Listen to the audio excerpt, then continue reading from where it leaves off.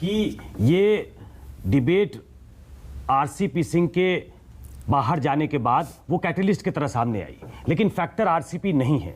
पिछले कुछ समय से जो घटनाक्रम हो रहा था वो इस तरफ इशारा कर रहा था कि नीतीश कुमार बीजेपी का साथ छोड़ने वाले हैं, और अगर नीतीश कुमार बीजेपी का साथ छोड़ते हैं तो वो एक दूसरा मैसेज देने की कोशिश करेंगे। वो इस पूरे घटनाक्रम को ये आवरण पहनाने की कोशिश करेंगे कि बीजेपी छोटे दल जो रीजनल पार्टीज हैं उसको ख़त्म करना चाहती है।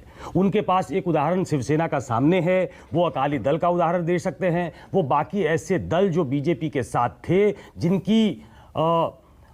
जिनका रसूख धीरे धीरे कम हो रहा है, और वो इसलिए कम हो रहा है क्योंकि बीजेपी रीजनल पार्टी को ख़त्म करना चाहती है। वो इस पॉलिटिकल नैरेटिव के साथ मैदान में उतरे हैं और इसी को एक आवरण पहनाने की, एक चोला पहनाने की कोशिश हुई है, और ये संदेश दूर तक जाए।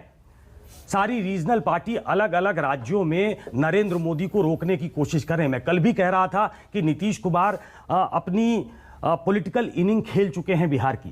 वो बिहार में सबसे लंबे समय तक मुख्यमंत्री रह चुके हैं। श्री कृष्ण बाबू जो सबसे पहले मुख्यमंत्री थे वो बहुत लंबे कार्यकाल के लिए वहां मुख्यमंत्री थे, उनका रिकॉर्ड वो तोड़ चुके हैं। वो दिल्ली के लिए क्या प्रस्थान करने वाले हैं? उपेंद्र कुशवाहा का ट्वीट इस तरफ इशारा करता है कि अभी तो वो पटना में हैं, लेकिन क्या वो नरेंद्र मोदी के पैरेलल खड़े होने की कोशिश कर रहे हैं, या विपक्ष उनको एक ऐसा उम्मीदवार बनाकर उतारेगा जो नरेंद्र मोदी के सामने खड़े हो सकें? कोई कह सकता है कि एक छोटी पार्टी है जिनके 16 एमपी हैं, जिनके राज्यसभा में अब इक्का दुक्का एमपी बचे हैं, जिनके कुल मिला के 45 विधायक हैं, वो क्या मुख्यमंत्री से प्रधानमंत्री बनने का सपना देख सकता है? लेकिन जो हमारी राष्ट्रीय राजनीति की आज की सूरत है वो इस तरफ इशारा करती है कि कांग्रेस जो है वो उसमें वो मादा आज की तारीख में नहीं है।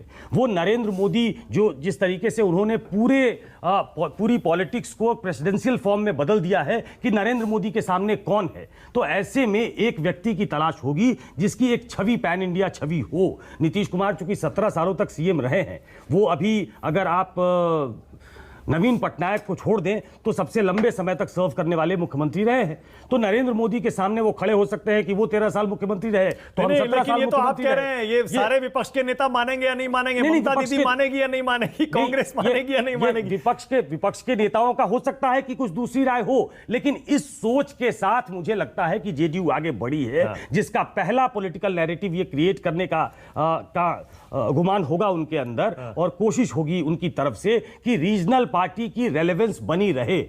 इसके लिए जरूरी है कि नरेंद्र मोदी को एक तरीके से खम ठोक कर रोका जाए, नहीं तो वो रीजनल पार्टी को खत्म कर देंगे। और एक नेशनल लेवल पे एक ऑल्टरनेट के तौर पे क्या नीतीश कुमार उभर सकते हैं, उनकी पार्टी की तरफ से ये कोशिश होगी। वो स्वीकार्य होंगे कि नहीं, वो कितनी दूर तक आगे जाएंगे। देखिए नरेंद्र मोदी की लोकप्रियता, जब भी वो लोकसभा का चुनाव लड़ते हैं तो इसमें कोई दो मत नहीं है कि उनके साथ एक बहुत बड़ा शक्ति बल होता है। नरेंद्र मोदी की अपनी पॉपुलैरिटी, लोकप्रियता में ऐसी कोई कमी नहीं आई है। वो अपना चुनाव जीत जाते हैं, वो दूसरे को कितना चुनाव जितवा पाएंगे इसमें कोई शक कर सकता है कि विधानसभा के चुनाव में वो ममता बनर्जी को मात नहीं दे पाए।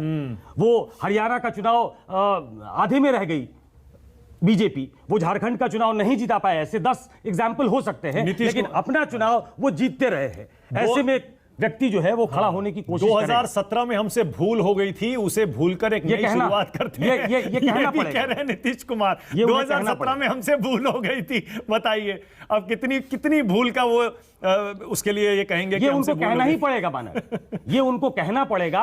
और आप एक पैरेलल खींच के देखें, केजरीवाल ने 2014 में जब नरेंद्र मोदी के खिलाफ चुनाव लड़ा और 2015 में जब वो दिल्ली लौटे तो कमोबेश उनकी स्थिति ऐसी थी कि आप सत्ता के लिए बने हो।